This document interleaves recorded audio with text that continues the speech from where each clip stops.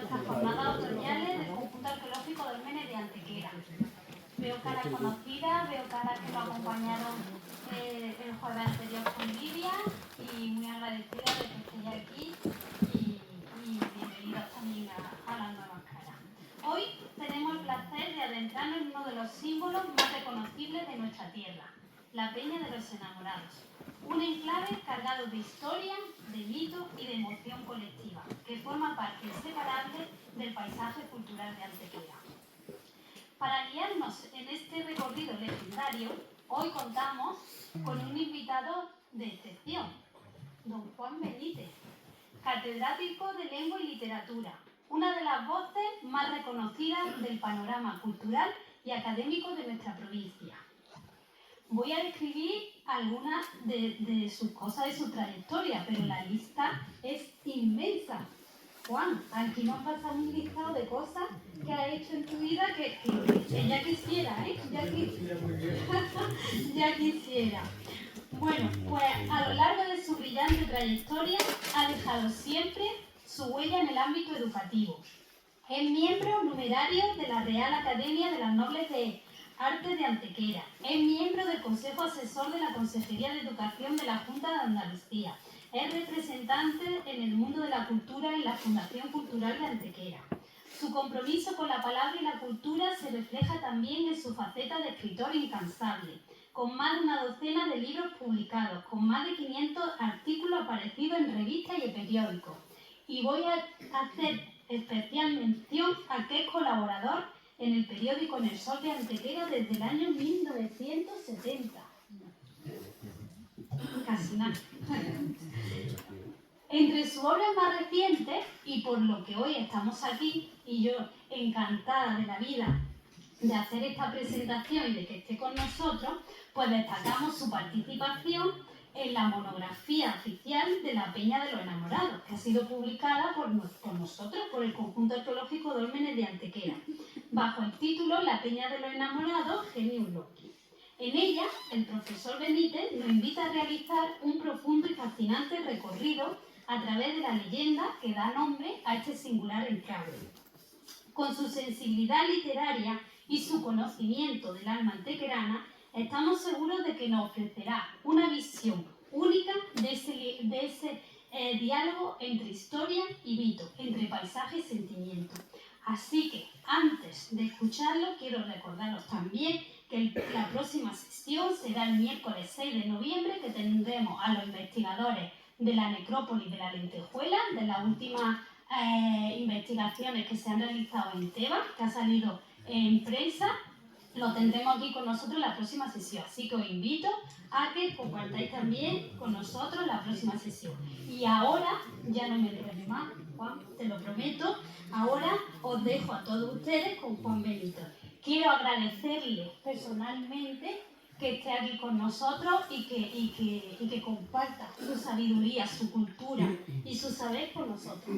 Gracias, Juan, y adelante.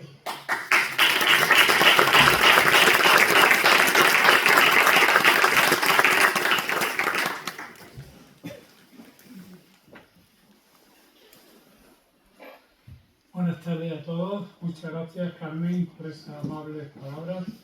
Como ya es uno muy viejo, pues lógicamente ha hecho muchas cosas. Eso no quiere decir que sea importante ni nada, sino simplemente que los años pasan y a cada actividad por año pues son muchas las que se van haciendo.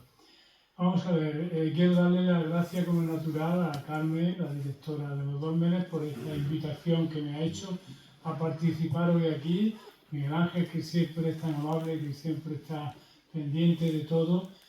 Y, por supuesto, a todos vosotros, porque la verdad, después de creo que hay 4 actividades hoy aquí, entre ellas una manifestación, pues que haya un buen público tan numeroso y tan importante y tan interesante y sobre todo tan interesado en el tema, pues es un orgullo y es una gran satisfacción. Así que muchas gracias a todos por venir, gracias Carmen por la invitación. Y yo voy a intentar hacerlo de la manera más pedagógica y didáctica posible y sencilla. Y lo que sí me gustaría de verdad es que estemos en familia. Yo me he traído todo el material que me ha costado el trabajo que tengo publicado en el libro ese de los dólmenes, que es un tocho enorme que merece la pena tenerlo. Lo que pasa es que es difícil conseguirlo, perdón, y encima es complejo incluso para leerlo, porque pesa y hay que estar sentado y abrirlo bien y demás, ¿no? Pero lo que yo quiero dejar muy claro es que cuando efectivamente te piden que hagas un trabajo, ese trabajo no es tan simple.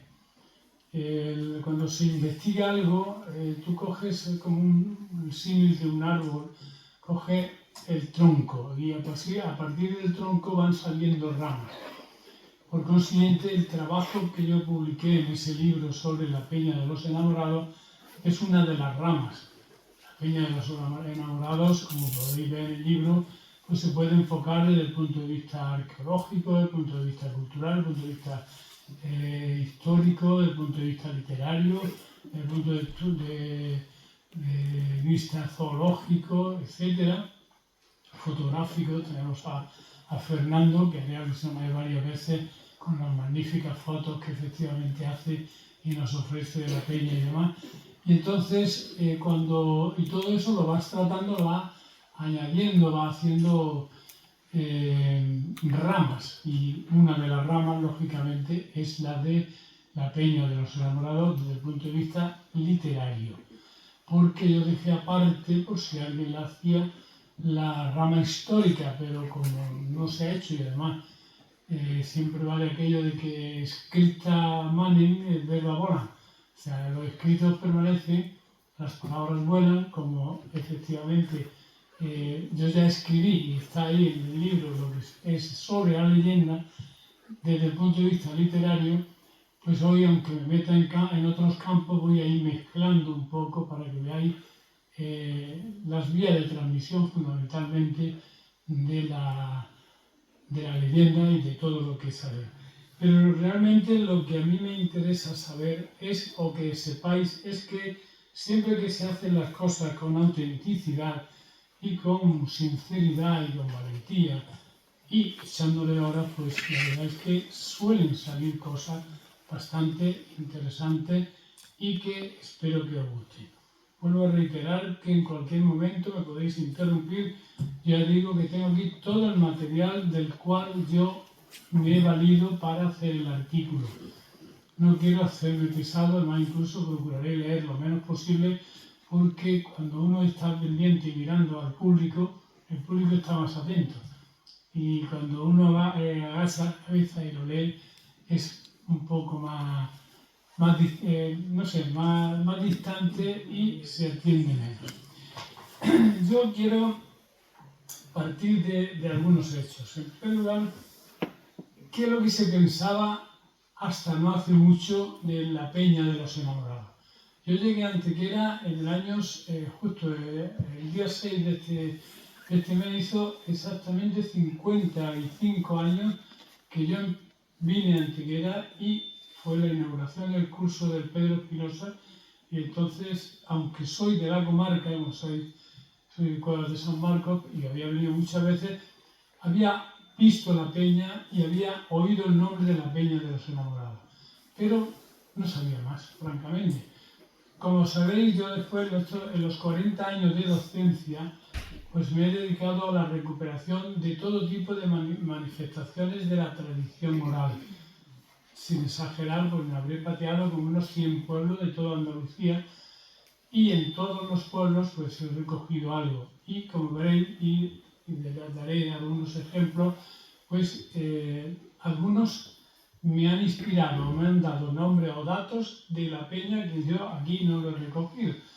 Me acuerdo, por ejemplo, que José Antonio Muñoz Rojas periódicamente me preguntaba: ¿has recogido oralmente la leyenda? Y yo le decía: no la he recogido.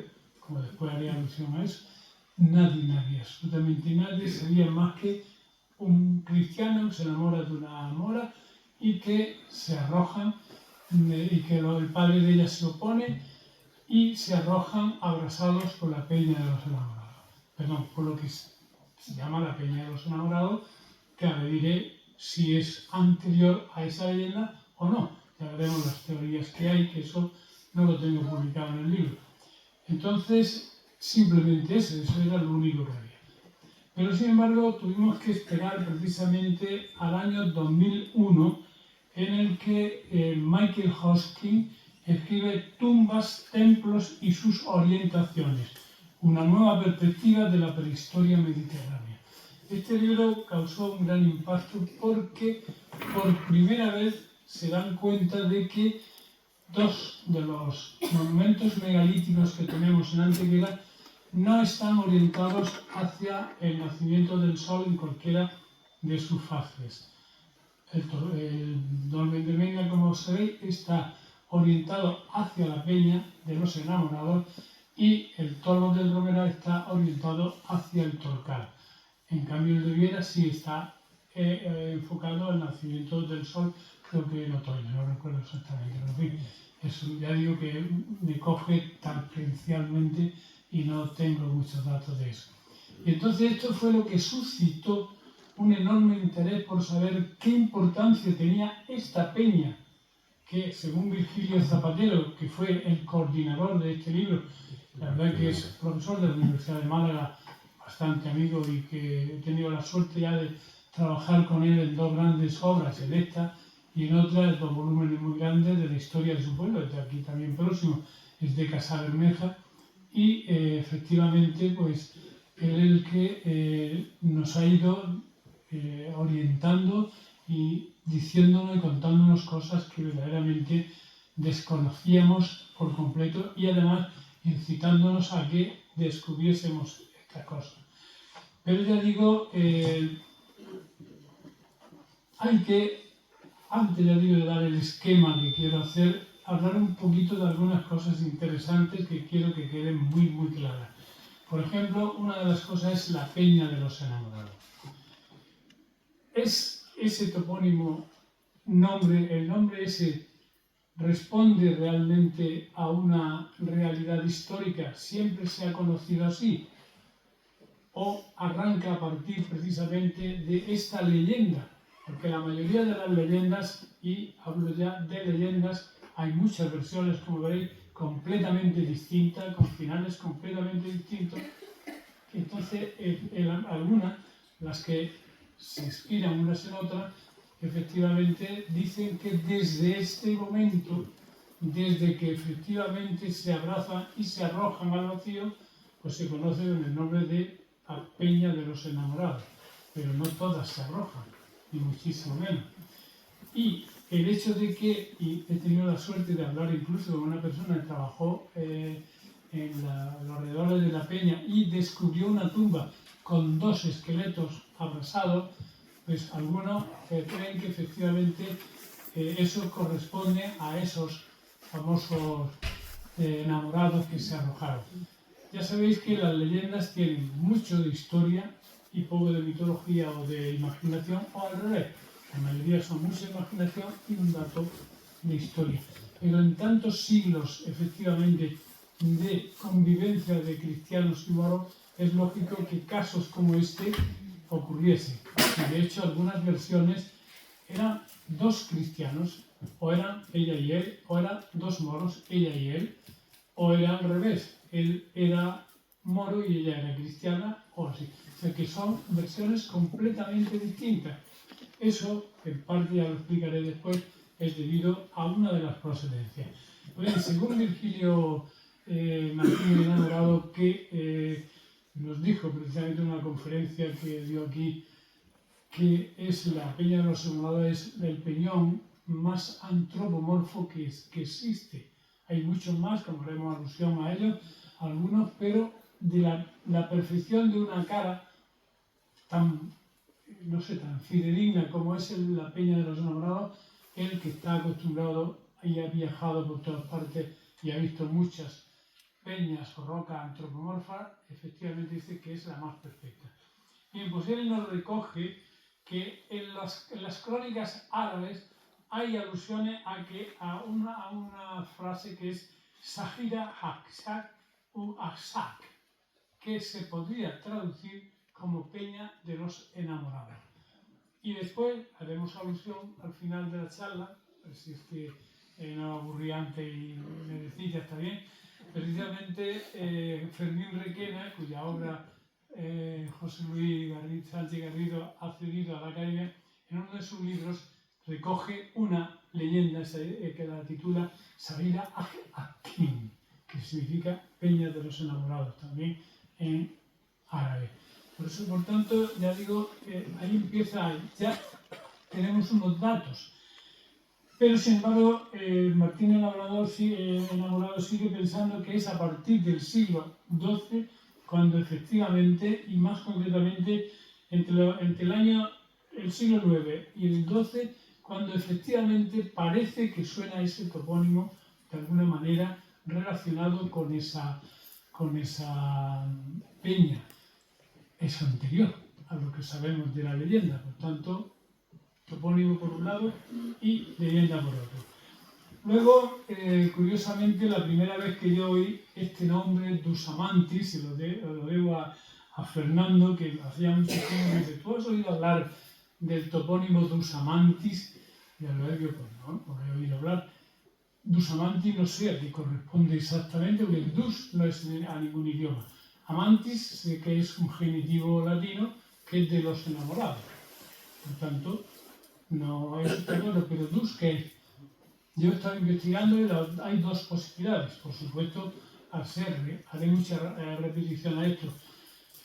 Al ser una leyenda de tradición oral, la tradición oral lo que hace es deformar muchísimo los nombres e incluso el contenido de cualquier leyenda. Puede que de dúo deformase a dus, lo veo difícil. Es más probable que sea de dus, que es jefe, guía. Entonces, guía de los enamorados. Ese puede ser entonces un fenómeno.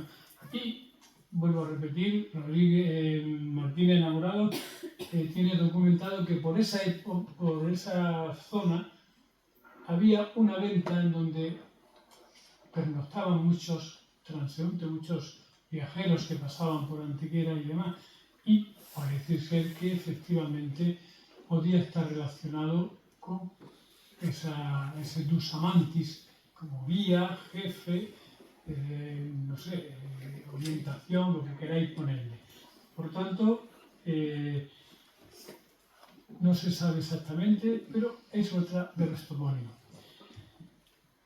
Curiosamente también lo que me decía Fernando, me decía, tú has visto, y no sé si vosotros lo habéis visto o no, yo el otro día se lo mandé a Juan Campo, una foto que hice, y viendo, una vez bajando desde del Torcal, me di cuenta que al lado de la Peña de los Enamorados, más próximo a Archidona, hay una peña que parece también que tiene forma de una persona tendida. Y si venís de Córdoba, hay momentos que se ven muy bien, pero si vais, y más fácil todavía, al Mirador de Hopkins, antes de entrar a Santa María, apartáis un poquito a la izquierda y si hace un día luminoso podéis hacer fotografías, yo la hice el domingo pasado, se ven perfectamente las dos peñas, una distante de la otra. Parece ser que entonces alguien dice, podría interpretarse que esos dos amantes sean las dos peñas, una tiene forma de mujer y otra de hombre, no se sabe nada en absoluto, eso es conjetura, son ideas, podría ser, podría no ser, pero desde luego el topónimo Dusamantis parece que está relacionado con distintas poblaciones anteriores a la dominación musulmana y estaban incluso, se había aplicado a Villabarba, Anticaria, a la peña que hay en la olla de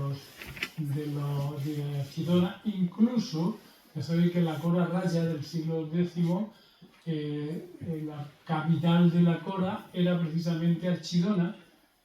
Antequera no figura, como sabéis, Antequera del siglo IV hasta la Reconquista desaparece prácticamente de crónicas musulmanas y árabes. Y si no tuviéramos los monumentos que tenemos, diríamos que aquí no hubo nada, ¿no? Ya sabéis la teoría que tiene Antonio Parejo y algunos más, de que era despensa y no enteraba datos, o que era una zona estratégica militar y tampoco interesaba dar datos. El caso es que también hay que descartar ese topónimo como efectivamente el origen de esta peña de los enamorados. Y hay otro topónimo muy curioso que yo aquí no lo había oído nunca, pero sin embargo sí lo he oído cuando he ido a investigar a otros pueblos, que cuando he dicho vengo de Antequera me han dicho siempre, hombre, ¿dónde está el indio? ¿Cómo que el indio? Sí, la cabeza del indio. La verdad es que eso me ha sorprendido, pero nos pasa a los que tenemos afán por investigar, pues llega un momento en el que efectivamente encuentra datos interesantes. El otro día nos mandó Fernando un documento de Cristóbal Colón en donde al llegar al nuevo continente pues recuerda algo que ve allí, es una peña, recuerda efectivamente a la peña de los enamorados.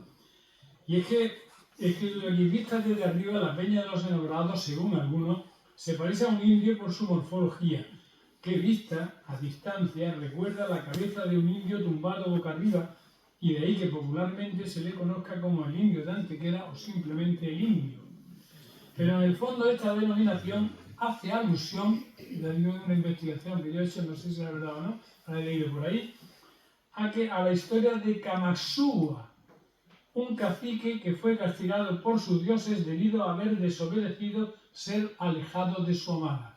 E incluso también hay otra versión que cuenta que la montaña representa a un indio que murió de amor y se acostó al lado de su amada para estar siempre juntos. Por tanto, no va muy descabellado. Pero es que incluso yo he citado muchísimas veces en mi charla a Andrea Novallero, que era el embajador de Venecia, de la República de Venecia, y que fue el que vino a Granada a hablar con Boscán para que convenciese a Garcilaso de la Vega a que aclimatase el metro italiano y el soneto en la métrica castellana. Y yo siempre he albergado la teoría, que no me extraña nada en absoluto, porque ya existía en Antequera la cátedra de gramática, que se crea en 1501 por Julio II. Entonces, no me extraña nada que Andrea Novallero, antes de hablar con Boscán en Granada, hablase con algún preceptor de la escuela de gramática, porque desde luego eso está ahí demostrable. Es incomprensible que haya tantos escritores de la escuela antequerano-granadina que hayan escrito tan magníficos sonetos, tan perfectos como pueden ser los de Garcilaso, como pueden ser cualquiera de los españoles del siglo de oro. Es posible que convenciese, y en la cátedra de gramática, pues algún preceptor enseñase eso. El caso es que Andrea Novallero, he leído por ahí rebuscando, que cuando pasó por Antequera iba camino de Granada, creo que preguntó que por dónde estaba la peña que le llaman el indio. Un dato curioso, eso no hace mucho lo descubrí, y digo, mira, viene el fenómeno efectivamente de decirlo. Y lo escribió y lo publicó en un libro que en italiano era Viaggio fatto in Spagna ed in Francia, que lo publicó en 1563, pero se publicó ya muerto Andrea Novallero, que se tradujo en España Viaje a España del magnífico señor Andrés Novallero. Y pues ya tenemos algo acerca del topónimo. Cada uno se tome el topónimo que crea más conveniente y demás. Y ahora vamos un poco a la peña. A la leyenda en sí. La leyenda es muy fácil, que independientemente de los rasgos de verosimilitud que pueda haber en la leyenda, esta debe centrarse en la peña de los enamorados. Son palabras textuales de Virgilio, que lo publica en ese libro que se ha editado aquí, ¿no? Y debió desarrollarse en los 52 años que van de 1410 a 1462. Entre las conquistas de Antequera y de Archidona. Los hechos remiten a un ambiente fronterizo cuando un joven cristiano, Tello, cae prisionero en Archidona. Básicamente la historia es esta. Fijaos qué cosa más sencilla. Aquí lo que pasa es que da nombres, pero es un poco como lo que he dicho antes, ¿no? La hija del valí de Archidona, un tal Ibrahim, que respondía al extraño nombre de Tarzona, Estaba destinada a casarse con el gobernador de Alhama, hombre de avanzada edad. La adolescente va por curiosidad a los calabozos en los que se encuentra con Tello. Ambos caen rendidos al amor y deciden marcharse, ya que no se les permitía contraer matrimonio por profesar distintas religiones y por ser hijos de los protagonistas de la guerra fronteriza. Aunque escapan de la cárcel, son descubiertos por los guardias que con el padre de Tarzona al frente salen a su captura. Los jóvenes llegan a una peña en la cercanía de la ciudad de Antequera, la de los enamorados, decidiendo subir por ella. En todo lo alto, los arqueros del padre del amor apuntan a los jóvenes. Tello y Tarzona, entrelazadas las manos, saltan al vacío. Esa es la historia ya un poquito más completa y que da nombres y demás. Bien, entonces, visto esto como introducción, ahora voy a hacer ya un poco el esquema. ¿Cómo llega a nosotros la leyenda? Pues la leyenda llega a nosotros a través de 3 vías. Y además, documentado lo sé. La primera es la vía oral. Eso lo dicen todos. Tengo seleccionados párrafos, si procede leeremos o no, pero lo digo prácticamente todos, empezando por Juan de Vilche, por García de Yegro, después por el mismo Lorenzo Valla, muchísimos más. Todos hablan de una leyenda que les llegó a ellos o que habían oído o que se habían documentado que existía y que lo habían o lo decían algunos del lugar. Por tanto, la tradición oral. Esto se comunicaba de boca en boca y la tradición oral tiene una ventaja total y es la deformación no solamente de nombres, sino de contenido. Si yo podría estar toda la tarde contando anécdotas curiosas de cómo la gente asocia algo completamente aberrante, digamos, con un hecho totalmente próximo a ello. Se me ocurre un ejemplo, un día en Lanjarón, a mí me gustaba empezar todas mis investigaciones preguntándole directamente, ¿conocéis un romance que se llama Lusa Eterna? No, eso no lo conocemos, no. ¿Conocéis uno que se llama Los amores de Adela y Juan? Ah, eso me suena. Uy, pero eso hace ya tantos años, que era muy pequeña y ahora ya viuda, la mayoría son mujeres, porque los hombres no es ni feminismo ni machismo ni nada, simplemente la realidad. La mujer estaba en casa y se reunía más con las amigas porque tenían oficios comunes, como era bordar, como era salir con los niños al campo, como iba a muchísimas cosas, ir a hacer comida, a la compra, lo que sea, y los hombres estaban en el campo. La vía de tradición oral de los hombres era precisamente los cantos de trilla, que se conocen como tal, que además tiene una finalidad concreta y es precisamente manifestar que no están solos. Yo de pequeño recuerdo como un hombre arando cantaba y mi padre no cantaba desde luego, pero le decían, oh, Pepe, qué bien canta, lo que sea, y se hablaban lejísimo para estar comunicados. Las mujeres, en cambio, sí se reunían más y eran más de una y por eso tenían más facilidad, efectivamente, de comunicarse y son las que realmente han conservado la tradición oral hasta ahora. Ya no hay. Las casi 300 cintas que yo encontré entre las academias no tienen, eso es imposible recuperarlas. Ese patrimonio ya ha desaparecido. Ahí están como reliquias, pero eso de encontrar personas que sepan los bailes, los cantes y los romances, los juegos infantiles y demás de antes, eso ya es imposible totalmente. Bueno, pues ya cuando salió esto, dice, pero yo viuda y tal, ya no me acuerdo, hace mucho tiempo que no canto, también me pasó eso en Cañete de la Real, pero al final resulta que bailan, cantan y demás. Bueno, pues cuando le empecé el romance, que era más o menos una chica muy guapa llamada Adela, por el amor de Juan, estaba enferma, me salta uno, uy, ¿cómo no lo voy a saber?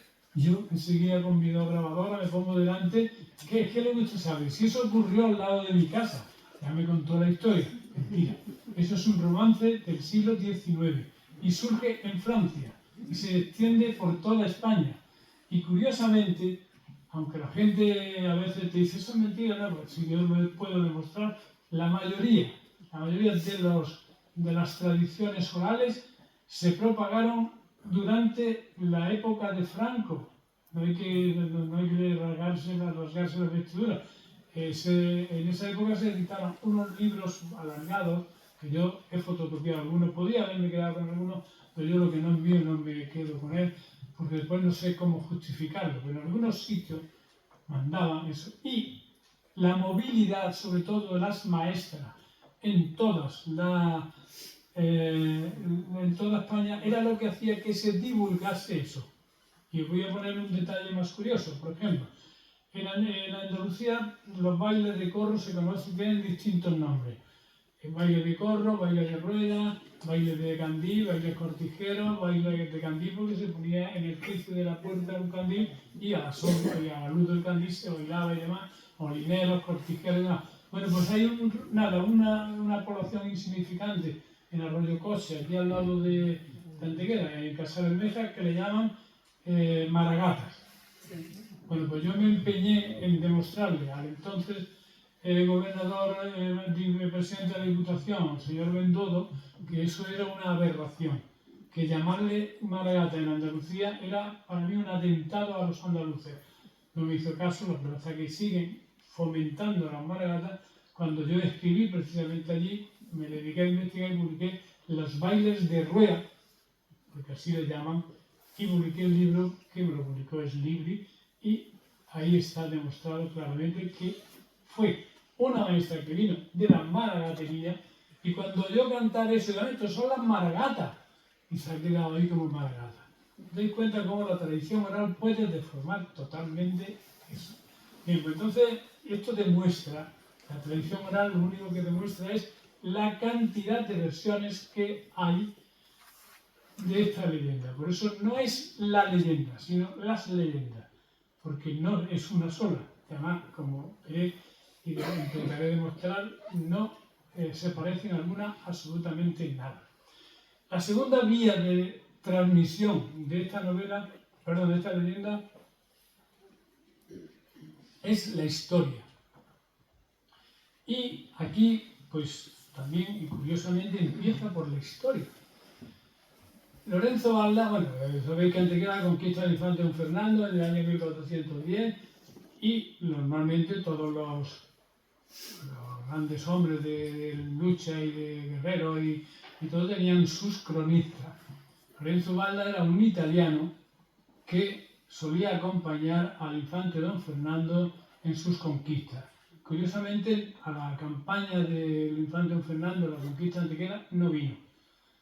Y él mismo lo dice, fue un soldado que le pasó un apunte o le contó precisamente la leyenda. Y entonces la recoge muy cortita, nada más que esto es lo que recoge Lorenzo Valda en su historia. Pero después os diré, pero fijaos, os leo solamente en la clave. En vista de que no se doblegaba al final, ni a las órdenes ni a las amonestaciones, todos se apearon de los caballos, y unos por una parte y otros por otra, valiéndose de los pies tanto como de las manos, se esforzaron por trepar a la cima de la peña, mientras el joven, desde lo alto, arrojando piedras y convirtiendo todo en armas, arrancando tierra y rama, les estorbaba la ascensión por un lado y por otro. Por miedo a esto desistieron de su propósito los otros, mientras el padre, inflamado en cólera, envió a uno de sus acompañantes a que del pueblo vecino, o sea, Archidona, trajera auxilio, especialmente de saeteros, que hicieron presentes al momento. Dándose cuenta los sitiados de que iban a ser aprehendidos por lo que continuamente acudían, lo que equivalía a tener que soportar toda clase de suplicio y afrenta, no podemos ni siquiera imaginar las lágrimas y lamentaciones en las que se deshicieron. Lo cierto es que en apretado y mutuo abrazo y besándose, como es creíble, se arrojaron por aquella parte que caía hacia donde se encontraba el padre y así compenetraron, dieron por fin a su vida. Eso es lo único que nos hace alusión a la leyenda. Pero voy a dar datos. Lorenzo Valda en latín se llamaba Laurentius Valda, nació en Roma en el año 1406 o 407 y murió en la misma ciudad en 1457. Era filósofo, humanista, orador y educador, y tuvo la oportunidad de que algún soldado del ejército de Fernando el de Antequera le contase, o bien leyó entre los muchos papeles consultados que le entregaban los soldados, la historia del asalto de dicha ciudad ocurrido en el año 1410. Escribió en latín la historia del rey Fernando I de Aragón entre 1445 y 1446. Historiarum Ferdinandi Regis Aragonia, se llamaba. Más largo, pero en fin, esto es lo que nos interesa. Que se terminó, más o menos, en el 1445, pero sin embargo se publicó en París en 1521. Como veis, ya tenemos la primera versión de la leyenda escrita, y nada más y nada menos que en una historia de un monarca de Aragón. ¿Cuáles son las características que aparecen ahí? Muy poquitas, porque no da para más, la leyenda es muy breve. Se hace alusión a un joven español sin nombre ni lugar de nacimiento. Se sabe que era prisionero y que estaba en Granada. Se enamora de la hija de su amo. Ella también se enamora de él. Ante la imposibilidad del amor, ya que el padre de ella se oponía, deciden escapar. Ellos, al verse acorralados, deciden abrazados arrojarse a los pies de su padre. Y sin el consentimiento de su padre, los soldados deciden enterrarlos en la vega, en el mismo sitio en el que murieron y con la misma ropa. Esto es, en síntesis, lo que dice la historia, la leyenda que recoge Lorenzo Valla. Pero lo curioso es cómo la manipulación, o como queráis llamar, la influencia religiosa o la finalidad concreta. Ya he dicho que era un humanista, que era posiblemente religioso, como eran todos en esa época. A él la leyenda no le atraía, no le importaba, ni siquiera al final. Fijaos cómo termina. Dice, este acontecimiento me produce emoción, pero no creo que los amantes sean dignos de la misericordia en la presencia divina, puesto que la doncella iba a por sus amores y no por el sentimiento religioso. Y el joven fue audaz en demasía para conseguirse la libertad con su presa. Además, ninguno de los dos en aquellos instantes supremos tenía el debido concepto acerca de la bondad de Dios. Como veis, completamente está claro cuál es la finalidad de la leyenda y por qué la introduce en la historia. Es una propaganda de su religión, lógicamente. Si era un humanista cristiano, católico y demás, pues lo meten. Esa es la primera versión escrita que aparece de la leyenda. Voy a ir mezclando las dos vías para que hagáis, porque están muy mezcladas las dos. La tercera vía de transmisión de la memoria es la literatura. Lógicamente, la más extensa, la más importante, ya digo, aquí tengo 15 versiones distintas. Ahora vamos a leer muchísimas, teníamos todos otros días, no lo voy a hacer. Pero sí me interesa que veáis un poco lo que Unamuno llamaba la intrahistoria. Cómo lo que es la historia, el hecho real, la conquista, la batalla, o las armas, o el asalto, el asedio de alguna ciudad, eso es la historia. Los personajes, los nombres. Pero sin embargo hay datos que no es historia, pero sin embargo contribuyen a que la historia pues se comprenda mejor o tenga otras características o se haga más humana. Y eso es lo que efectivamente tenemos que destacar. Que en la historia se meten intrahistorias, como es el caso de la leyenda. Pudo ser verdad, claro que sí que pudo ser verdad. El romance de las tres cautivas, seguro que existieron tres cautivas, no tres, y en un caso, además hay versiones que una es Aisha, Fátima y no sé qué, y Masier, no sé qué, en otra es tres nombres más, Rosalía, no sé qué, no sé cuánto. ¿Por qué? Pues porque efectivamente que se encontrasen tres cautivas en la fuente cuando iban por agua, eso era normalísimo, y que el romance deforme los nombres, eso era normalísimo. Entonces, yo creo que el historiador lo que hace es meter como intrahistoria datos intrahistóricos en las historias Y lo que hace digamos, humanista o el literato precisamente es engrandecer la literatura, exaltar lo que es la parte de la fantasía, de la imaginación, de lo que al menos no puede ser real o no tenemos datos de que fuesen reales, ¿no? Y lógicamente en esto es lo que insisten mucho Alfonso Canales, López Estrada, por ejemplo, aquí en Antequera, y muchísimos más, en Tal Palacio, de la Chirona, muchísima gente hace mucho hincapié en que los literatos cogen esto que lo daban por un hecho histórico para hacer una versión muy literaria. Y entonces, la primera versión literaria que tenemos, pues aparece, bueno, se me ha olvidado antes de decir que el gran paso que dio esta leyenda a nivel de historia fue cuando un escritor de Talavera de la Reina, precisamente, el otro día estuvimos allí, y no sé si acordáis que en la entrada a la sacristía ponía el P. Juan de Mariana. Pues el padre Juan de Mariana introdujo esta historia, la de Baldas precisamente, la que acabo de decir, en sus libros de historia, que el principio lo llamó Historiarum Regis Aragonis Libri 3 de 1445 1457 y que luego él mismo tradujo al castellano como Historia General de España.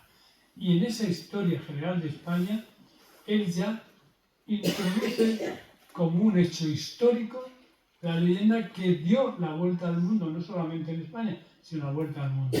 Por lo tanto, tenemos es un hecho que hay que reconocer la importancia que ha tenido esta leyenda, que ha pasado directamente de la Antequera a la historia de España y a la historia universal prácticamente, ¿no?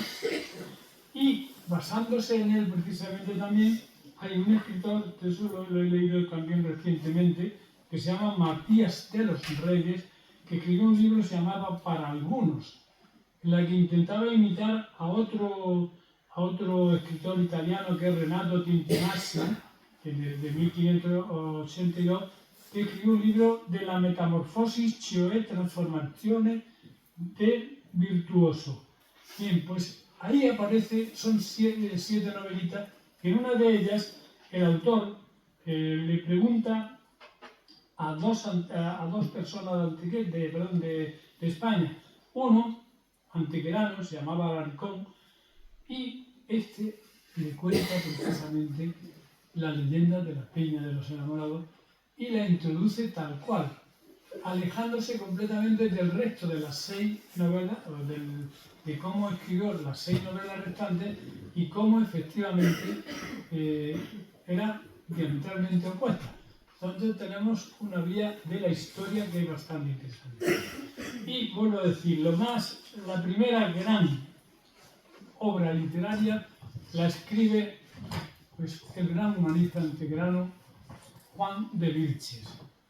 Consta de 150, creo que son versos en decasílabos latinos, la escribe en latín completamente y es una joya en todos los sentidos. Ya digo, es que lo bueno sería leerla, pero entonces nos perdemos. Yo lo que quiero avanzar para que veáis cómo evoluciona toda la leyenda y cómo va transmitiéndose. Insiste rotundamente en la tradición oral. Insiste en que las gentes de Antequera, de su pueblo, de su ciudad, sus vecinos, la contaban y él la recoge tal cual. Pero las características, como voy a decir, son completamente distintas. Completamente distintas. Por lo pronto, bueno, Juan de Vilches, digo algo de él, nació en 1482 en Antequera, era muy amigo y fue discípulo de Elio Antonio de Nebrija y le dedica la obra a un hijo de Elio Antonio de Nebrija, que es Fabián de Nebrija. Y aquí hay una duda, porque deja entrever, sobre todo eso lo explica uno de sus traductores, que es, lo conocí yo en Granada, cuando estudiábamos, que Francisco Talavera Esteso tiene un tocho enorme sobre Juan de Vilche, y ahí da a entender que le dedica a su hijo esta obra porque su hijo había escrito una versión de la peña de la leyenda, pero que no estaba de acuerdo con ella. Y entonces le hace ver que la real, la verdadera historia es la que él escribe en latín. ¿Y cuáles son esas? Bueno, el libro lo escribe, no sé si leerlo entero, es Bernardina de Illustri Domini Astrauissimi Duci Domini Bernardini en Mendoza Navali Certami Adversus Turca Maputinsula, pero lo que nos interesa es el capítulo que le dedica a la novela, se llama Silva de Rupe Duorum Amantium Apud Antiquarias Cita, que es acerca de la peña de los enamorados situada junto a Antequera. Ahí ya habla de la peña, no habla de la leyenda, digo el título. Por tanto, lo que decíamos antes, puede que sea el topónimo anterior incluso a la leyenda. Los topónimos esos que hemos dicho, ahí está. Pero fijaos las características, aquí es donde os vais el final os vais a quedar un poco por el casi final. Está escrita en latín, como he dicho, en verso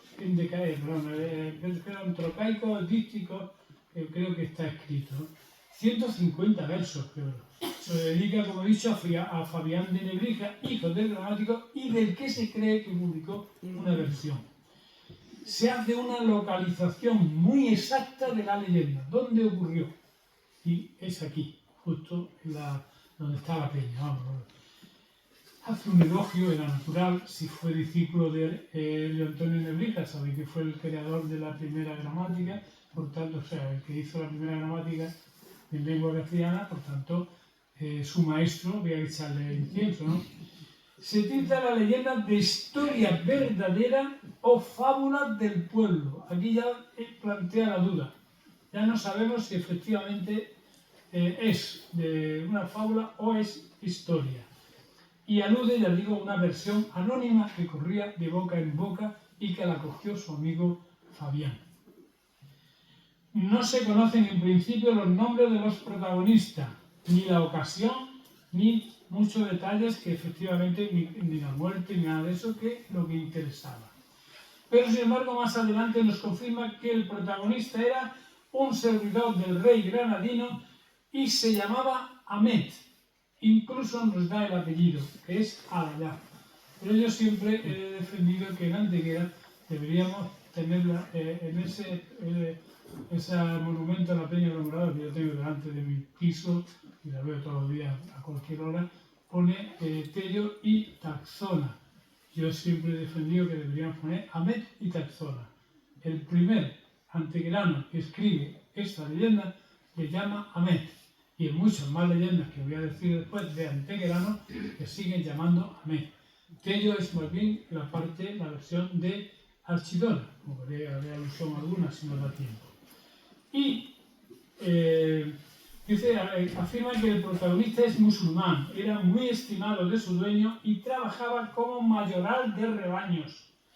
Se cuenta que tuvo conocimiento de una bella doncella de Archidona que se llamaba Taxona y que se atrajeron mutuamente. Nos relata su primer encuentro, tuvo lugar en una fuente en la vega de Antequera y nos detalla cómo se conocieron y cómo huyeron los dos a caballo. El padre de ella los persigue, claro, es que era uno que estaba al cuidado de su rebaño y se enamora nada más y nada menos que de su hija. Pero aquí es donde cambia radicalmente. Son unos pastores los que golpean a Ahmed dejándolo muerto. Ante esta visión de la muerte de Ahmed, Taxona pide la espada a uno de los guerreros de su padre y decía que era porque iba a vengarse de Ahmed, que la había traído allí engañada, pero no era para vengarse de él ni muchísimo menos, sino para suicidarse ella. Ella se clava el puñal y muere en manos o al lado de su amante, de Ahmed. Por tanto, es completamente distinta. Aquí no se arroja ni nada, Se sabe que se suben al caballo y se alejan del padre, pero el padre los persigue. Es una leyenda completamente distinta y es la primera que ocurre en Antequera. Se escribe en Antequera por un antequerano, por un humanista que fue el receptor de la escuela de la cátedra de gramática y que nació y murió en Antequera. Por consiguiente, algo debería saber de esto. Y además es muy curioso porque, lógicamente, ahí es donde se nota más el carácter ya literario, es lo que quiere meter el amor de Hamet y Taxona entre los amantes ilustres de la literatura. Y entonces dedica muchos versos a hablar de Píramo y Tisbe, de Cárite y Lepolento, de Nemofonte y Fili, de Leodamia y de su amado, y Dido, Frigio, etc., Fei, una cantidad de amantes de la literatura clásica grecolatina que de alguna u otra manera habían muerto por el amor que se sentía. Y termina muy curioso, con dos versos que traducido dice: lo que aconseja amor, dioses, hacerse cumple, que si a un Dios de bondad el corazón se llega. Se dando a entender que si a un Dios se empeña en que esto ocurra, pues tiene que ocurrir. ¿Veis? La leyenda completamente distinta. Hay quien efectivamente, pues, si comparamos una y otra, la de Lorenzo Valla y esta, pues son diametralmente opuestas, no se parecen en nada. Esta es muchísimo más completa y lógicamente es mucho más fiable desde el punto de vista de lo que es historia y literatura. Cada uno para mí es más literatura que historia, pero bueno, es interesante. Y desde luego, si hay que darle un nombre, yo insisto en que sea Hamet el que tenemos que dar. Bien, pues esto no queda aquí, porque ¿qué es lo que pasa? Pues que la escuela antequerana granadina sabe que esto es una mina. Y que efectivamente, entre sus obras, lógicamente, tienen que meter esta leyenda como sea y darle la forma que ellos crean más conveniente. Y lo que van a hacer es más o menos ir cogiendo datos de lo que decía, lo poco que decía Lorenzo Valla y lo mucho que dice Juan de Vilche. Entonces voy a ir rápido dando nombre y leyendo las características. El que hace una versión completísima es para mí el que tenemos que admirar, y como nuestro amigo Juan Campo, que lleva la agenda cultural antequera, ya nos ha anunciado, el 27 se cumple el 400 aniversario de su muerte, que es el Rodrigo de Carvajal y Robles, que ya lo he dicho montones de veces. Antequera tiene el poema épico culto más importante que hay fuera de la Eneida, la Ilíada, la Odisea, que es el poema heroico del asalto y conquista de Antequera. No hay más ciudades en el mundo, Roma, Atenas y Antequera, que tienen un poema épico culto. Y no creáis que es 300 versos, 400 versos, 150 versos, como es la fábula de Juan de Vilche. Miles de octavos reales. Concreto, los octavos reales son estrofas de 8, o sea, de versos endecasílabos de 8 versos cada estrofa. Si son centenares de estrofas, ya me diréis. Concretamente, los que le dedica a la leyenda o historia de la Peña de los Enamorados son casi 100 octavas reales.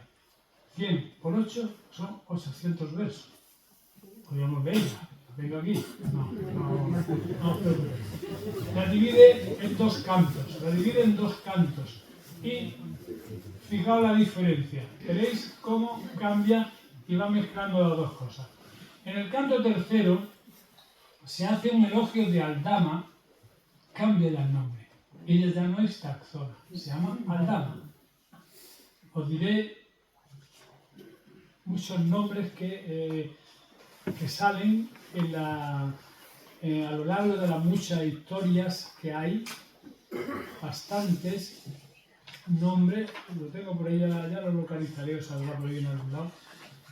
ya te digo, otro nombre, Aldama, y hace un elogio de ella al estilo de lo que seguro que Isabel Rodríguez lo tiene que saber también, y muchos de los que están aquí, lo que se llama en literatura la donna angelicata, si es en latín, o la donna angelicata, o sea, esa mujer dedicada, guapa, agradable, que aparece en la literatura española. El ejemplo más claro tenemos en la Serranilla del Marqués de Santillana, por ejemplo, ¿no? Como esa moza tan fermosa en un río en la frontera, como la vaquera de la Finojosa, ¿no? Pues es un elogio que se hace de la mujer. Ahí tenemos un aspecto evidentemente literario. Por tanto, ya tenemos una versión muy, muy literaria. También se elogia a Tello, ya aparece Tello, y nos ofrece datos acerca de su procedencia. Nos da un dato muy concreto que nos puede hacer ver que es historia. Dice que es de Écija y que pertenece a la casa de Aguilar. Bueno, pues ya tenemos mezclada literatura e historia. Le dedica algunas estrofas a los amantes y se destaca cómo se fueron enamorando mutuamente. En el enamoramiento se alude, como natural, al dios Amor y a muchos personajes mitológicos como es Pigmalión, Narciso, etc., enamorados famosos de las historias de la literatura. Tello se lamenta de que a Aldama no le vaya a corresponder y se queja, se lamenta. Entonces acude a un amigo suyo, una novedad nueva, un amigo suyo, al judío Leví. Aquí tenemos ya las tres religiones mezcladas, la cristiana, la musulmana y la judía. Acuden a Leví y acuerdan presentar a Tello como esclavo del padre de Aldama. Y explica durante unas pocas estrofas quién era ese tal Leví. Entonces, más conocimiento del judío que tenemos ahora, no vamos a hablar de ello. Un judío que se dedicaba, como siempre han hecho, a explotar y a hacer negocio con todo lo que podía. Leví presenta al esclavo Tello a Abenabo, que era el padre de ella. Y se enamoran los dos profundamente, Abenabo y Aldama. Pasaron muchos días sufriendo el amor callado hasta que el amante empezó una noche a querellarse en contra de su amada mientras ambos se oían. En esos lamentos se alude a personajes mitológicos como natural y al final, pues, Aldama se presenta a Tello. A lo largo de las estrofas razonan ambos acerca de la condición de mora ella y de cristiano él. Ambos acuerdan estar atentos a ver si pueden, de alguna manera, huir o juntarse, lo que sea. Y se le presenta la ocasión de que pueda ir a Antequera a ampararse a las huestes del infante don Fernando. Acuerdan partir para Antequera, pero el padre de Aldama los descubre. En el canto tercero. Y en el cuarto se dedican unas estrofas a narrar cómo los amantes huyen de Granada hacia Antequera y cómo disfrutan del amor. Eso no aparece en ninguna de las versiones anteriores y en muy pocas posteriores. El hecho de que disfrute siempre se ha visto han huido y han muerto, pero no aparece que hayan disfrutado. Aquí sí. Se destaca la curiosa aparición de un búho. Sabéis que en el Cantar de Miocid también aparece una corneja. Cuando va a haber un mal final, efectivamente hay uno de los elementos, de los animales de Malfario, y eso les hace sospechar. Llegan a la vega y de Antequera y ven lo que les espera, cómo van a disfrutar y demás. Pero, lógicamente, ellos sienten que el padre de ella y sus huestes vienen pronto y entonces se montan a caballo y se van alejando de los padres, intentan alejarse de los padres. Dedica la estrofa mucha a explicar cómo están sufriendo tanto, qué podrían hacer para no sufrir tanto y demás, pero eso es literatura pura, ¿no? Pero ellos notan el peligro. Los flecheros del padre se acercan y los amantes se abrazan fuertemente para dar el salto. De ellos se lamenta de no poder hacer nada y de que haya cambiado tanto todo lo planificado por ellos deseando incluso que Ardama le hubiese dejado y que no se hubiese enamorado de él para que así no tuviesen que sufrir tanto. Acordándose del amado mitológico y demás, la morisma se plasmó y tal, y los amantes se arrojaron a los pies de la peña y cayeron a las aguas del río Guadalhorce, que se tiñeron de sangre. Posteriormente sacan del río los cuerpos de los enamorados y Abenamo, padre de ella, con ojos compasivos, les disculpa en su yerno y les dio sepultura en la orilla. Y el padre completamente distinto al padre del otro, que no le hizo caso y nada ni muchísimo.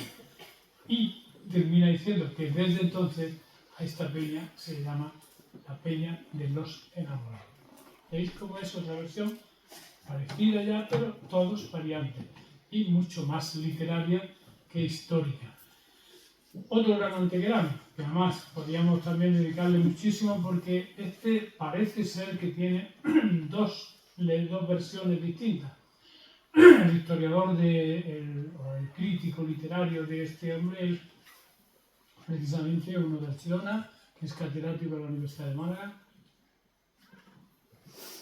José Lara, y curiosamente José Lara publica las obras completas y su exmujer, también profesora de literatura de la Universidad de Málaga, Asunción Rayo, publica también la obra poética de Agustín de Tejada Páez. Parece ser que efectivamente escribe dos versiones distintas y la introduce en el libro que llama Discursos históricos de Antequera del siglo XVII. Responden, dice, a la combinación de historia y poesía en el peculiar rescate del mundo clásico. La primera contiene la descripción del lugar de la ciudad y el entorno y una narración del asalto y conquista de Antequera. La segunda es un comentario a los elementos antiguos del arco de los gigantes, de la lectura de las inscripciones, de las estatuas del león y del Hércules, etc. O sea que vais a dar datos históricos, pero también va a meter, como veréis, datos literarios. ¿Qué diferencias hay con las versiones que hemos visto? Pues es digno de destacar la peculiar manera que se refiere a Granada. Dice que es una ciudad honor de nuestra Imbria. En vez de historia, no sé si es una confusión, ¿no? Yo no he visto este nombre por ninguna parte. Edificada por la hija de Hispán, en la que el rey Agamenón dio materia para que transformase la valiente espada del rey católico. Literatura pura. Todo el mundo cuando dice que yo soy de ciencia, esta es literatura. Pues sí, puede que sea literatura, porque yo estos datos no los he encontrado en ningún lado. Habla del río Dauro, de Granada y demás, ¿no? Él dice que en Archidona nació Taxona, o escribe primero Tagazona, en otros casos Tarazona y en otros Taxona. Ahí va confundiendo, no sabemos si es el copista, si es él o lo que sea, pero esos tres nombres aparecen.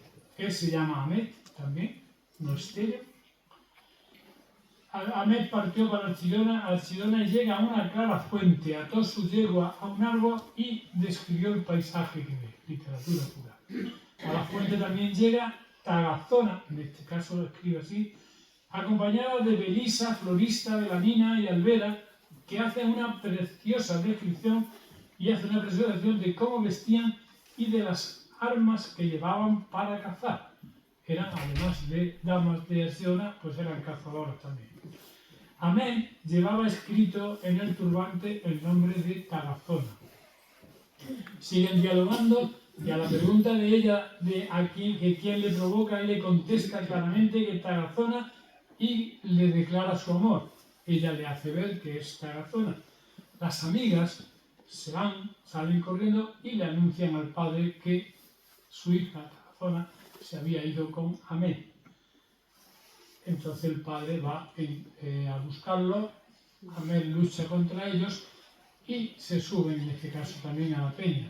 Arriba los dos amantes razonan acerca del amor y sus consecuencias, sobre todo en el alma, y sus quejas llegaron hasta Venus. ¿Veis cómo esto ya sí va elevándose a la literatura? Y ve pasar el río y le pide al río Guadalhorce, Venus le pide al río Guadalhorce que aparte las aguas para que puedan huir más fácilmente. Era la época que llevaría agua, claro. Cuando llegan los moros para buscar a Amete, en este caso no es Amete, sino que es Amete, pues ellos salen, huyen. Los amantes se alegran de verse, pero ven que es la dificultad enorme de llegar a Antequera. Se adentraron en la cueva, bueno, entonces deciden esconderse como sea, y en este caso veis el final tan distinto. Ven una cueva y deciden adentrarse en la cueva para que pase el temporal, no el temporal del tiempo, sino la situación en que estaban y demás. Pero en la cueva había 40 hombres homicidas y malhechores.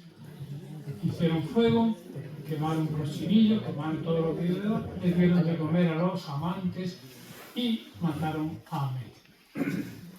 Entonces, aquí la muerte es curioso, Tarazona lógicamente se lamenta y demás, y también simula que quería matar a Amete, que se había aprovechado de ella y demás, le pide a ellos la espada y es ella la que se mata.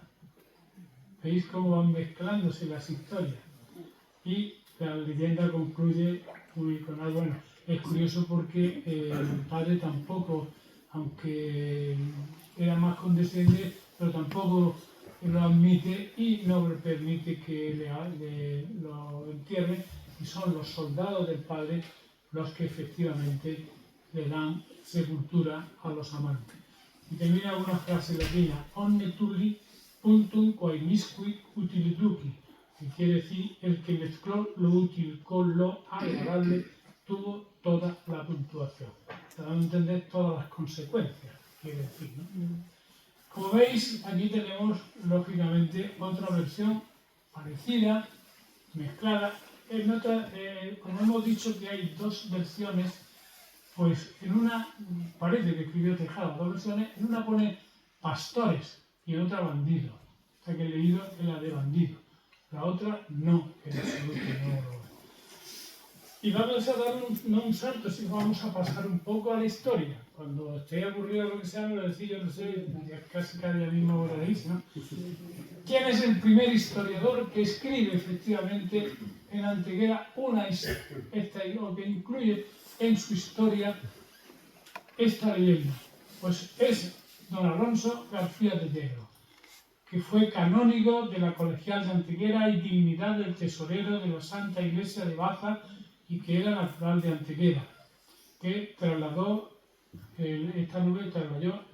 esta leyenda a su libro Historia de la Antigüedad y de la Nobleza de la ciudad de Antequera en la provincia de Andalucía, relación de sus privilegios y libertades en la inscripción de las piedras y epitafios romanos que en ella hay, y su conquista hecha por el infante don Fernando, y otras muchas noticias más. Como veis, aquí ya lo que hace es prácticamente recoge en teoría lo que es la versión la versión de las dos versiones de Agustín de Tejada. Yo la he comparado y no se parecen en nada. Podría ser esa que no sabemos efectivamente si existió o no, a que hace alusión. Incluso hay quien dice, de Perara dice que puede incluso haber un romance perdido, que incluso hay el mismo profesor mío, Alfonso Canales, llega a admitir también que cuando traduce, que fue uno de los que tradujeron a Vilche, pues dice que tiene que haber una piedra de Rosetta, o sea, una nota emiliacense que de alguna manera den pie o expliquen esta leyenda, pero eso no se ha encontrado. Aquí Pepe Lara se viene por un romance que debió escribir un tal Pedro de Padilla. Aparecen dos Padillas en la escuela de Padilla, Pedro y Juan. No sé si eran hermanos o padre e hijo, lo que sea, pero algo raro pasa. Y el caso es que ahí incluye la leyenda, y él dice que es precisamente la leyenda de Agustín de Tejada. Yo lo he comparado y no se parece nada. Vamos a comparar Pepe Lara o Asunción Rayo dan la traducción, lo dan, a ver si lo digo, la Asunción la da traducida, son 150 versos, pero Pepe Lara no, la da, Pepe Lara lo digo, García Allegro la da en latín. En mis conocimientos latín he intentado traducirla y no se parece en nada. Además, esta tiene 60 y tantos versos y la otra tiene 150, por lo menos, no lo sé. El caso es que ya tenemos el primer antequerano que recibe y que efectivamente recoge en su historia esta leyenda. Y ya a partir de ahí prácticamente todos, absolutamente todos los historiadores antequeranos, Padre Cabrera, muchos, solamente Antequera tiene una cantidad de historiadores que han casi igual, porque tuve que leérmelos todos para hacer la historia de mi pueblo. Efectivamente, eso es que son palabra por palabra, yo creo que se copian unos de otros, pero en fin, la recogen y aparece esta leyenda. Quiero hacer brevemente una alusión a eso que dije al principio, que hay un señor que no es de aquí precisamente, pero que estudió y murió aquí, me parece, que es Fermín Requena, que José Luis la sabe mucho y tenía toda su obra, y este hombre recoge, ya digo, la leyenda de Sahira Ajaquín. Y aquí lo interesante es prácticamente lo mismo, pero es la leyenda más original, la más simple. Que huyen, un cristiano, una mora, huyen, se refugian en la peña y la peña no pueden disfrutar del amor y se arrojan. Y termina diciendo eso, que termina que desde entonces los habitantes del entorno bautizaron a la peña ingente y altiva con el poético y evocador nombre de Sahira Ajaquín, o Peña de los Enamorados.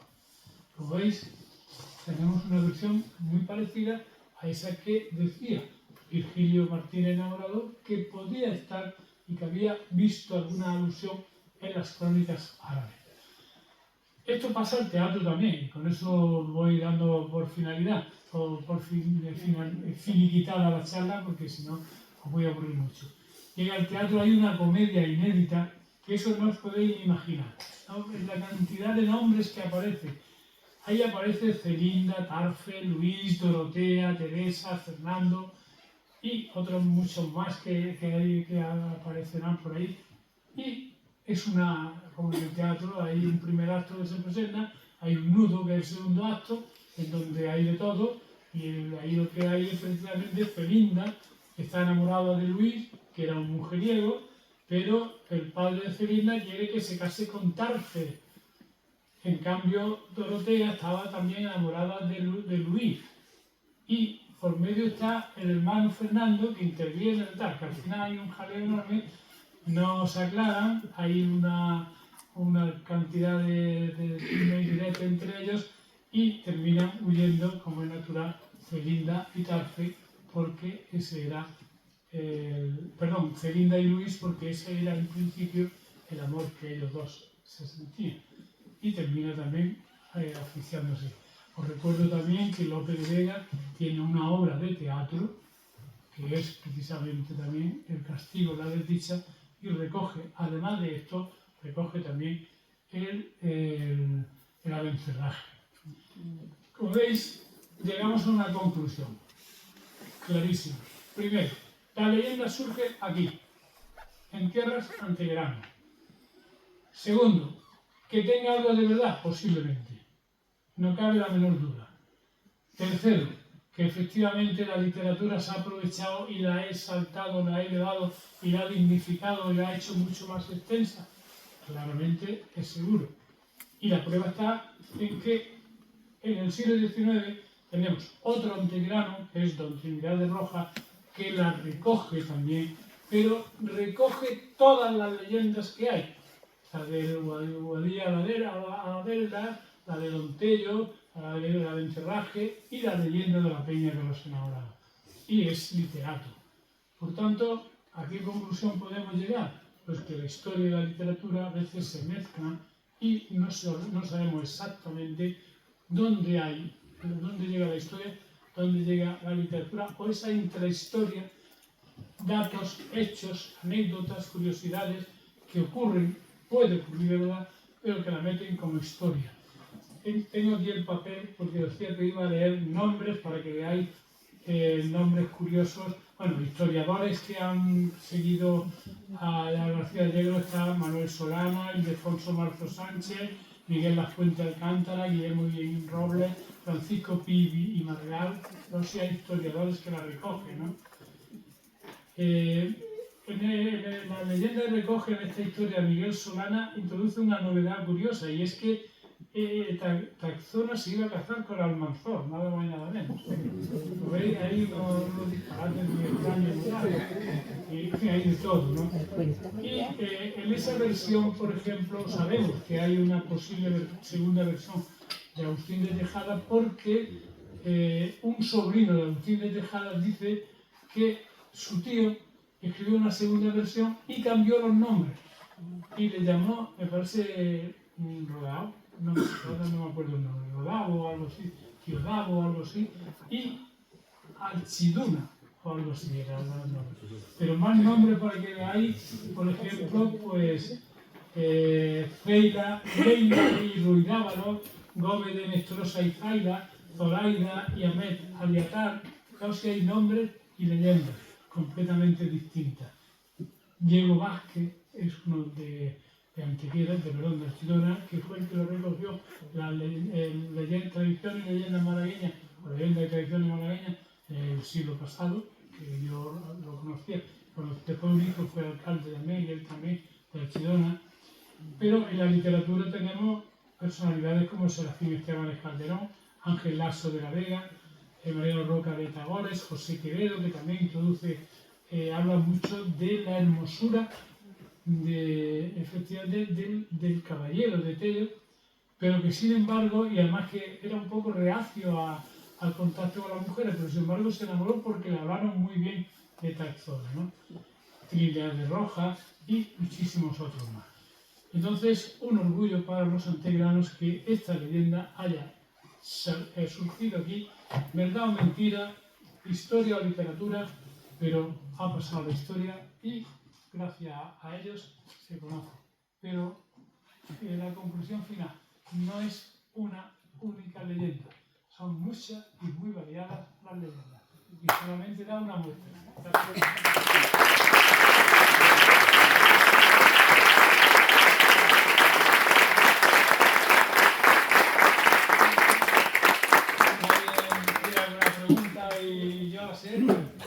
Bueno, yo me he quedado con lo que has dicho de que habían encontrado una tumba con dos esqueletos abrazados. Sí. ¿Y eso se ha hecho algún estudio de qué época se ha Martínez Enamorado, Virgilio, trabaja mucho con Fernando y con muchos más fotógrafos y arqueólogos. No parece ser que era una costumbre en los árabes enterrar las personas abrasadas. Yeah. Sí, pero que no se ha hecho un estudio. Yo, como ya lo he dicho antes, he tenido la oportunidad de que un día alguien, contando esto, me dijo que en Mollín había un señor que trabajaba en la finca que hay allí, el cortijo que hay en la Peña, creo que era de la Serrallesa, de la familia de los Serralleses, y entonces en uno de los trabajos descubrieron una tumba con dos esqueletos abrasados. Y me dieron el nombre y todo, pero cuando fui a hablar con él resulta que tenía Alzheimer y no se acordaba de nada, ni tenía idea de nada. Parece ser que no es un caso solo, que hay más casos. Me ha traído Miguel Ángel, este es el libro. Ahí se puede caer, está aquí donde está todo lo que 3 kilos 100 gramos. La parte de historia nada. Que lo pesé para mandarlo a Cuba. Solo de Vero a Bola, pero que las palabras de historia no me hagáis mucho caso porque yo no soy historia, soy historiadores como Juan Campos y demás que me perdonen si he cometido muchos errores. Lo que yo quería era ver esa mezcla de historia y literatura, pero lógicamente lo mío es más la literatura, ¿no? Pero aquí están todos los artículos. El libro creo que, bueno, estoy haciendo propaganda, los escritores no nos pagan nada. Hemos firmado un papel diciendo que renunciamos a todo tipo de derechos, pero creo que hay que pedirlo a la Junta de Andalucía. Muy buenas tardes, noches ya. Juan, enhorabuena, y nos ha ayudado muchísimo a comprender sobre esa leyenda de la Peña de los Enamorados que hemos oído tanto desde hace tantos años y tantas veces. Y el libro que te han puesto ahí en la mesa, que te han traído, publicado por la Junta de Andalucía y por el centro de aquí de Olménico, del conjunto de Olménico, realmente es una publicación extraordinaria. Son unas colaboraciones de distintos artículos en las que habéis participado un numeroso grupo de personas especializadas que enfoca el análisis y el estudio de la Peña de los Enamorados desde distintos puntos de vista, no solamente el literario, sino el artístico, cinematográfico, plástico, estético. Fernando efectivamente. Un estudio fabuloso. Entonces, ese libro es imprescindible. Nosotros que estamos tan directamente vinculados con la Peña, pero la verdad que ha sido una sorpresa, porque a través de esa publicación hemos podido introducirnos en distintas vertientes sobre el análisis de la Peña. Lo habíamos oído de otra manera, quizás más en la cuestión de literatura y escritos, pero no desde los puntos de vista estéticos, artísticos y demás. El otro día precisamente venía a visitar a la directora, doña Carmen, acompañado de Albacea, de Jesús Martínez Labrador, para recoger la pintura que Jesús había hecho de la Peña y que se expuso aquí en la exposición durante bastantes meses.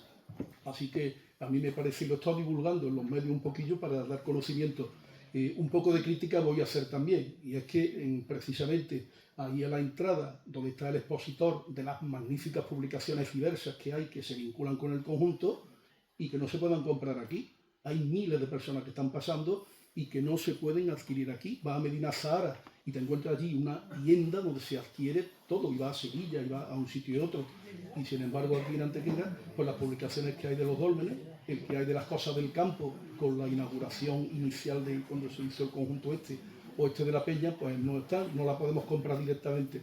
Y seguro que a alguna de las personas que han venido les gustaría. Y hay que hacer la compra directamente en la Junta. Bueno, es solamente una nota. Yo eso no puedo hacer nada, únicamente, incluso muchos de los que habéis venido habéis tenido que hacer la inscripción a través de la Junta de Andalucía, ¿no? Menos mal que los que trabajan aquí han dicho que no hay problema, que se puede venir sin estar adoptado, y si no, el otro día preguntó, yo puedo ir, y decir, no te preocupes que no hay problema.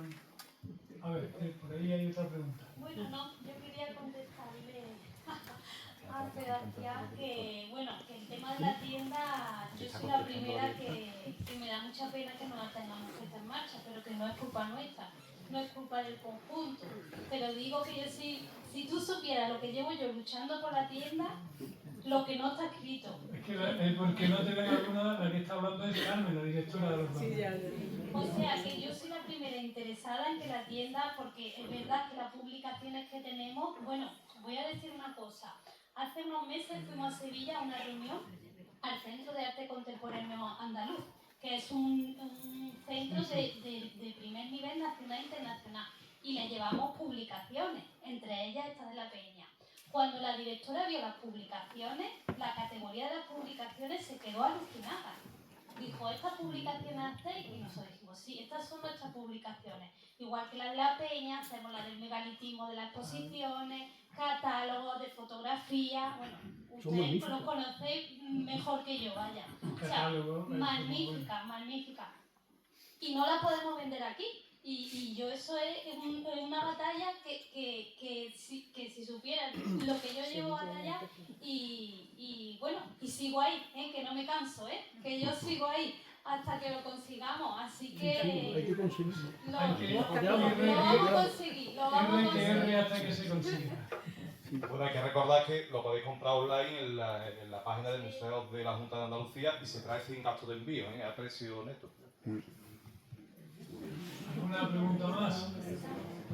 Bueno, pues espero haber contribuido a que sepáis algo más de la leyenda. Muchas gracias por vuestra atención.